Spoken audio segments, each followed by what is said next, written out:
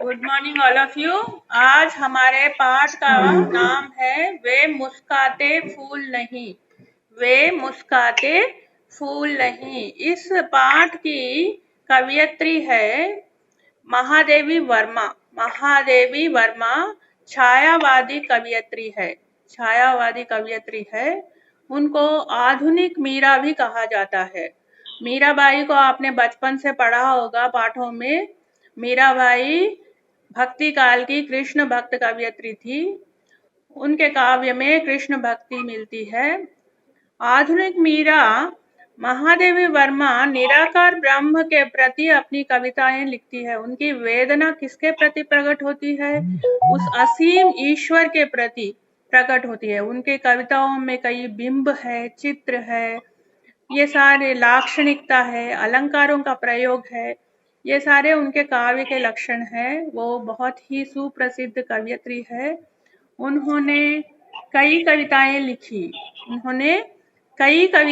लिखी। आज हम उनकी सभी कविताओं में से एक बहुत ही सुंदर गीतात्मक कविता पढ़ रहे हैं, मतलब गाने योग्य कविता। आप इसका कोई धुन तैयार कर सकते हैं और गा भी सकते हैं। और इस कविता का नाम है वे मुस्काते फूल नहीं। वे मुस्काते फूल नहीं। इस कविता में एक आशा है। इस कविता में एक आशावादी दृष्टिकोण है। जीवन में आशाएं होती है, निराशा होती है। जीवन में आशा होती है, निराशा होती है। लेकिन निराश आप लोग सुनते हैं, अक्सर बच्चे आत्महत्या कर लेते हैं किसी कारणवश, किसी बात से हतोत्साहित होकर, निस्तेज होकर हम सुनते हैं कि उन्होंने आत्महत्या कर ली। लेकिन जीवन में जिजीविषा होनी चाहिए, जीने की इच्छा होनी चाहिए। जीवन में हमें आगे बढ़ना चाहिए, भगवान के प्रति स्नेह रखना चाहिए, प्रेम रखना चाहिए और जीने की इच्छा होनी चाहिए। What is important? जिजीविषा। जिजीविषा అంటే जीने की इच्छा। ये बहुत महत्वपूर्ण है। हमें भगवान ने ये जो जीवन प्रसाद में दिया है, इसको हमें पूरी तरह जीना है, आनंद से जीना है।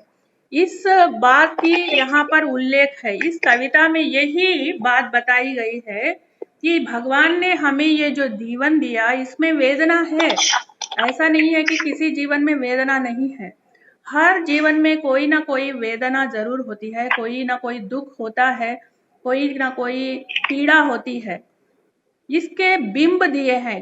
कवयित्री ने इस बात को बताने के लिए कई बिंब दिए हैं कविता में। बिंब मतलब पिक्चर्स दिए हैं, मतलब कवितात्मक बिंब। ऐसा लगता है आप एक पिक्चर देख रहे हो। उदाहरण के लिए यहाँ पर कविता शुरू करते हैं हम। ये बिंब क्या है? वे मुस्काते फूल नहीं जिनको आता है मुरझाना। हम समझते हैं कि फूल जो है बहुत ही सुंदर होता है, मुस्काता रहता है, मुस्कुराता हुआ फूल। फूल जब खिलता है, गुलाब का फूल, जूही का फूल, चमेली का फूल, कई तरह के फूल है इस संजू। तो ये जो फूल है जब खिलते हैं, नव विकसित फूल जो होता है बहुत ही सुंदर होता है, आनंद का प्रतीक होता है। ऐसा नहीं है कि फूल केवल खिलना जानता है। हम जानते हैं फूल की जिंदगी बहुत छोटी होती है, एक ही दिन में मुरझा जाती है, एक ही दिन में उसका जीवन खत्म हो जाता है।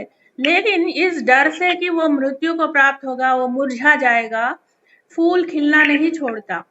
उसको पता है आज फूल मुरझा जाएगा, कल नया फूल विकसित होगा।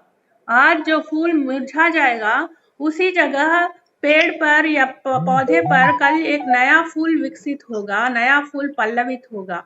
ये वह जानता है। ये एक बिंब है। इस बिंब का अर्थ ये है कि ईश्वर की बनाई हुई खिली हुई फूल मुरझा भी जाती है। फूल को खिलना ही नहीं आता, बल्कि मुरझा जाना भी आता है। दोनों काम आते हैं उसको। वह मुरझा जाएगा, इस डर से वह खिलना नहीं छोड़ता। ऐसा नहीं है कि फूल को मुरझाना नहीं आता। वह दुखी है, उसके अंदर वेदना है कि वो मुरझा जाएगा, लेकिन इस डर से कि मुरझा जाएगा, वो खिलने का अपनी इच्छा दबा नहीं पाता, वो खिल ही उठता है। वे तारों के दीप नहीं जिनको आता है बुझ जाना। आप लोग जानते हैं रात को तारे आते हैं, स्टार्स। रात को तारे आते हैं, जब अंधेरा होता है वो अपनी रोशनी को टिमटिमाते हैं। उनकी टिमटिमाती हुई रोशनी में हम चांद की रोशनी में तारों को देखते हैं, टिमटिमाते हुए दिखाई देते हैं। उनमें थोड़ी रोशनी तो अवश्य होती है क्योंकि वे तारे हैं, उनकी अपनी रोशनी उनमें होती है, लेकिन वो बुझते रहते हैं और सुबह जब सूरज निकल आता है पूरी तरह बुझ जाते हैं, एक भी तारा दिखाई नहीं देता। चांद की रोशनी में तारे टिमटिमाते हुए दिखते हैं और जब सूरज की रोशनी होती है वो तारे बुझ जाते हैं। तो यहाँ ईश्वर की बनाई हुई सृष्टि में तारे भी एक बिंब है। वह बिंब है जो इस डर से कि बुझ जाएंगे, इस डर से कि वे बुझ जाएंगे, वे आना नहीं छोड़ते। रात होते ही तारे टिमटिमाने लगते हैं, वे अपना काम कर ही लेते हैं। वे सूने से नयन नहीं जिनमें बनते आंसू मोती। नयन जो है बहुत सूने हो जाते हैं, बहुत सूने हो जाते हैं। शून्य शून्य निस्तेज आंखें, शून्य निस्तेज आंखें।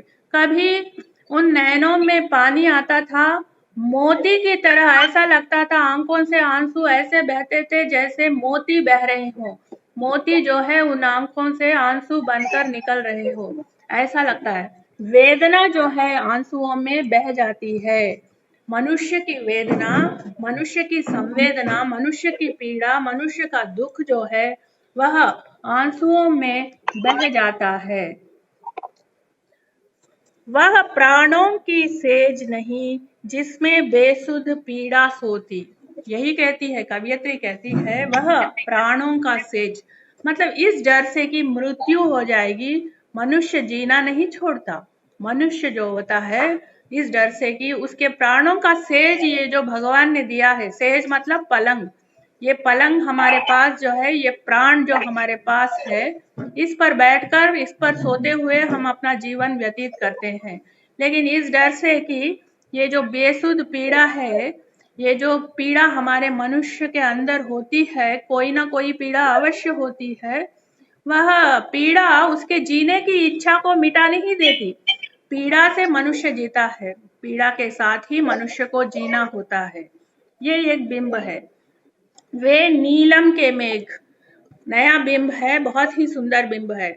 आपने देखा होगा एक बहुमूल्य रत्न होता है, पर्ल, पर्ल जैसे स्टोन, इट्स ए स्टोन, नीलम बोलते हैं उसको, नीले रंग का होता है। वह नीलम मेघ जैसा है। मेघ जो होता है, आकाश में जो मेघ आते हैं, क्लाउड्स, वह नीले वर्ण में होते हैं। वह बहुत ही सुंदर होता है, अपना प्रयाण करता रहता है। हम लोग जानते हैं कि ये जो बादल होते हैं किसी ना किसी जगह आर्द्रता कम होने के कारण बरसने लगते हैं, वर्षा बनकर बरसते हैं और धरती में समा जाते हैं। इस डर से कि वह बरस जाएंगे, घुल जाएंगे। मेघ अपना जीवन छोड़ नहीं देता, उसका प्रयाण हमेशा चलता ही रहता है। मेघ जो है अपना जीवन प्रयाण चलता ही रहता है। पत्थरों से टकराकर, पर्वतों से टकराकर, वृक्षों से टकराकर मेघ बरसने लगता है। लेकिन इस डर से कि वह बरस जाएगा, घुल जाएगा, उसकी अस्तित्व छोटी है, लंबी नहीं है, ऐसा सोच के वह अपने जीने की इच्छा को छोड़ नहीं देता, वह अपना जीवन आगे बढ़ाता रहता है। यह एक बहुत ही सुंदर बिंब है। इसमें कवियत्री ने आशावादी दृष्टिकोण को बताया है। कवियत्री की आशावादी दृष्टिकोण है। अभी तक हमने फूल का बिंब देखा, तारों का बिंब देखा, सूने से आंखों का बिंब देखा, अपने प्राणों का, शरीर में जो प्राण निहित है उनका बिंब देखा,